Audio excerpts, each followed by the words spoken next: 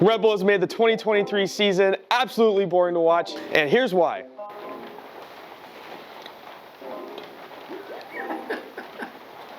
The whole team collectively has 20 wins out of the 23 races. What's up, everybody? My name is John, filming on location in Virginia with Rant. If you guys are new to the channel, we do reviews, we do builds, and we have candid car conversations about cars. So if you guys are interested in any of that, consider subscribing. Red Bull, led by Max Verstappen, have won 20 out of the 21 races they've ran so far this season, with one more race in Abu Dhabi, which, let's be honest, Max Verstappen is probably going to win. Max Verstappen's won 18 of the current 21 that they have run, and his teammate Sergio Perez has won 2 of the 21 they've ran. I do not remember who the other driver was that has won. I think it was Carlos Sainz. I could be wrong. We're not here to talk about who won that one race. We're here to talk about Red Bull's dominance. And again, they've made the sport boring to watch. And let's be honest here, every race weekend, tuning into a qualifying, tuning into a free practice section, or even the race itself, you just see it.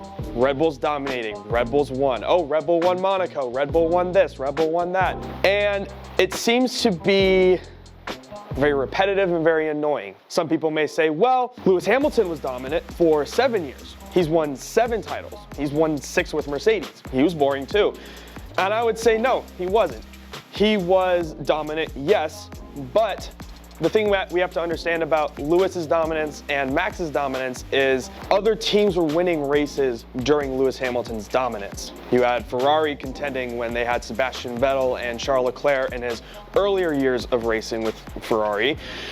You had Red Bull, who was coming up, still winning races, still making podiums, and still contending for titles. Now, Red Bull didn't make a really hard contention for a title until 2021. Nonetheless, there were other teams competing, not just Mercedes.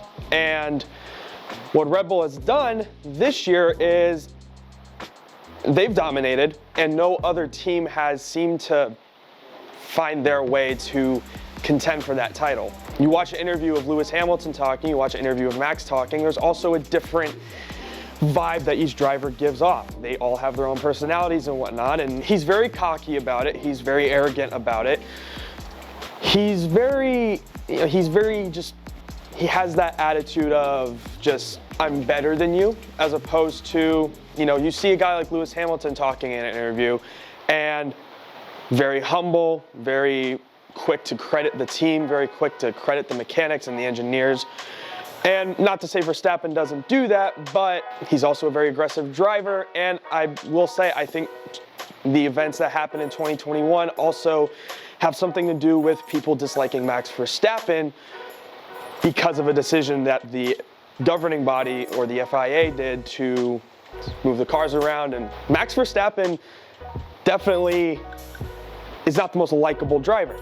Lewis is. And so you combine competitive seasons with Lewis Hamilton's dominance, as well as, Lewis's personality, you have, yes, a season filled with dominance and a season full of repetitive outcomes, but it's more entertaining to watch because of other teams competing. And I think that's really the big point I'm trying to make is that, yes, Red Bull's dominating. I don't like it at all. Can you blame them? They figured out the new rules. They figured out how to make a new car. They figured out how to truly take ground effect aerodynamics and apply that to a car in the best way possible, and they dominated. So credit to them. They made one of the fastest cars out there. And it'll probably go down as one of the best F1 cars in history, because let's be honest, next year Red Bull is probably going to have a very similar form of dominance, considering that they stopped developing their car like 75% through the season. And they just started building next year's car, which Christian Horner, the team principal, has already said that it's going to be pretty much the same, but a little better. So again, Red Bull's dominance will probably continue on to 2024 and possibly on to 2025 until the new regulations come in 26. Competition doesn't currently exist for the title, but it does exist in the midfield. If you look at the rest of the season and how it's laid out, Mercedes, Ferrari, and before Aston Martin dropped off, Aston Martin's was in that conversation. But if you're to look at those teams, you're looking at Mercedes and Ferrari, Aston Martin, and now McLaren, who's managed to make a really good car. The midfield competition is really where it's at. That's really where we need to watch these teams grow, and that's the entertaining part of 2023. I can say 2023 was super boring because Red Bull dominated, but when you then break it down team by team and then you look at the other battles that are happening, you're seeing some really cool things play out. You're just seeing competition between 4 teams for the second and third place spots. You're seeing drivers like Daniel Ricciardo making a comeback at AlphaTauri, and then driving all the way to position, P7 in Mexico. You have a Williams team that 2 years ago was the worst team on the grid, and now they're actually competing for points, and they have a really good driver in Alex Albon, and they have a driver who isn't so good, but he's improving in Logan Sargent. Now, as a result of the competitiveness in this season, I see next year to be an interesting fight for positions 2 and 3, at least in the constructors. Now, yes, Red Bull is probably still going to dominate, and they're probably still going to have first place, and Verstappen is probably going to win his 4th title. 2 and 3 are, in my opinion, up for grabs, and in some cases, I might actually think that there's teams that might have a better shot than the current ones. Right now, Mercedes and Ferrari are sitting at 2 and 3 with McLaren in 4. My prediction for next year, Red Bull 1. At number 2, I'm actually going to say that McLaren is going to take the number 2 spot next year, and here's why. McLaren has found its form through the midway point of the season. They were finishing in the bottom 10 in the first half of the season, and then all of a sudden, whatever they did over the summer break, it worked. And drivers like Lando Norris and Oscar Piastri are getting podiums. They're getting top 5 finishes. They're getting now top 10 finishes. Humongous improvement has come from McLaren because of that. And that's why I'm putting them at number 2, because I think that they're going to stay in this form and carry it through. Ferrari is a team of bad luck. Ferrari still has 2 of the best drivers on the grid, in my opinion, in Charles Leclerc and Carlos Sainz. And they're both consistent. And when we're looking at a team perspective, it's points that get you the win in these team championships, and they both are consistent point scorers. So I'm gonna keep them at the 3.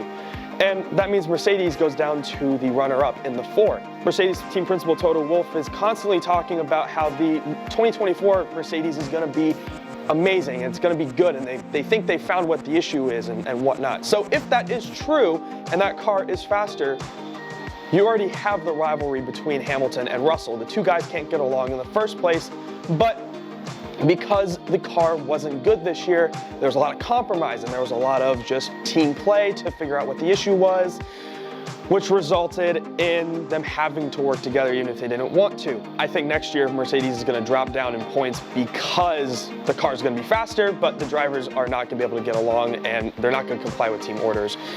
I think you're going to see a big issue there, and they're going to lose points because of that. Now, yes, Red Bull is dominating, and they will probably for the next couple of years.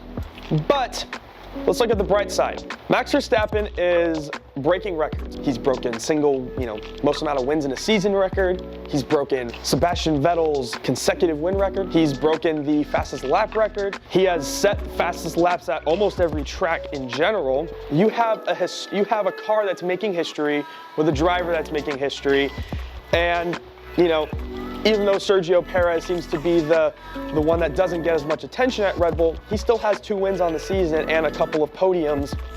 So, as it is, he is doing okay as a second driver. Now, in the future, we might discuss a Daniel Ricciardo potential Red Bull seat, but currently, Sergio's still the guy. So when you look at it that way, yes, 2023 has been boring. Red Bull's winning.